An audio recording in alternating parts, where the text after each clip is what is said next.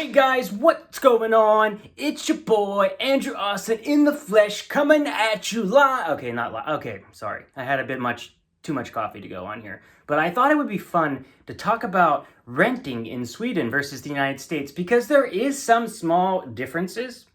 And the first one I would have to say has to be you gotta find an apartment in Sweden. And depending on location, the finding an apartment in Sweden is ridiculous. Like if you live in Stockholm, in some cases, it can be years to like get your own apartment. So a lot of times when people get an apartment in Stockholm, they kind of just keep it, and even if they don't live there anymore, but they kind of pretend they still live there. So how it works is in Sweden, a lot of times these apartment complexes and things don't want you to rent out your apartment longer than a year. And it sometimes creates a situation where people rent out their apartments under the table, as we say in English, or as you say in Swedish, like black, meaning it's not necessarily legal what they're doing, but they just kind of do everything they can to like not get in trouble for this. Sometimes that can create a situation, unfortunately, where people that are renting or need to find a place get taken advantage of because these people do it under the table illegally, and then they charge an insane amount of money. And people have nothing to do about it because they're so desperate for a location. Where, you know, this same thing sometimes can happen in the States. Like if you live in New York City or these major areas, you might run into the same situation where supply and demand. I guess the major difference is, like, if you have an apartment in the US, you can pretty much do whatever you want with it for the most part. Or in Sweden, you have this like 1 year rule at a lot of complexes and places. I kind of personally feel if you already own your apartment, or if it's your apartment, you should be able to do what you want, only because people do it anyways in Stockholm. But that's the first thing. And if you do need to find a place, in a lot of cases, it's very important that you know someone or have some type of connection.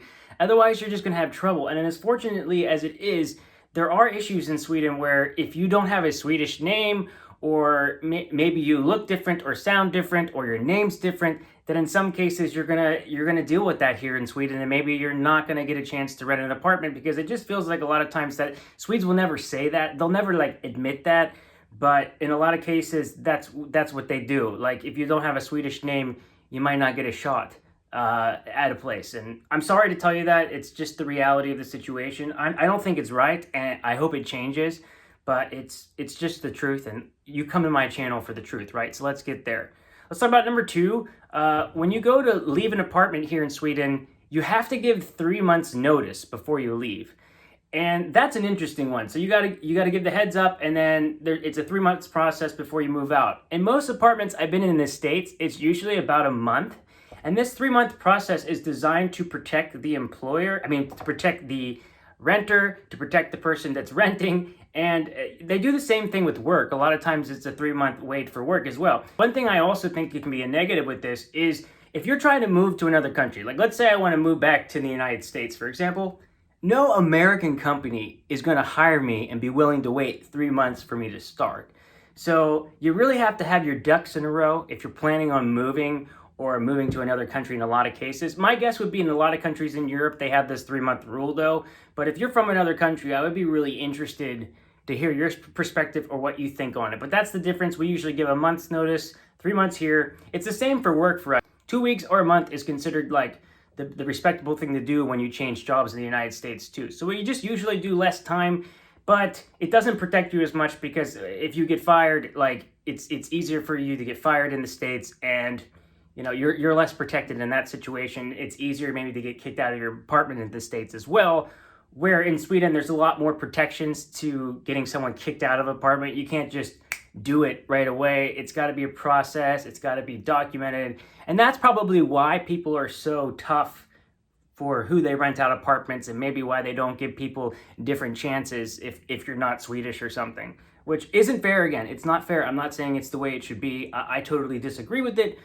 I'm just being honest here. Now, the next thing I want to talk about is security deposits. So in the United States, we have a security deposit, which means when you go to rent an apartment, you have to put money down up front, like $300 or $500 that these people hold on to that you're renting from. And then what happens is when you move out, if there's any damages, they take some money from there and then they give you the rest of it. In a lot of cases, you don't get your security deposit back. So when you give that money, you just assume you're not going to get it back. I've heard that this happens in Sweden, but it's not as common, but it's very common if you're renting from like a private person to do this. They will typically take a security deposit from you.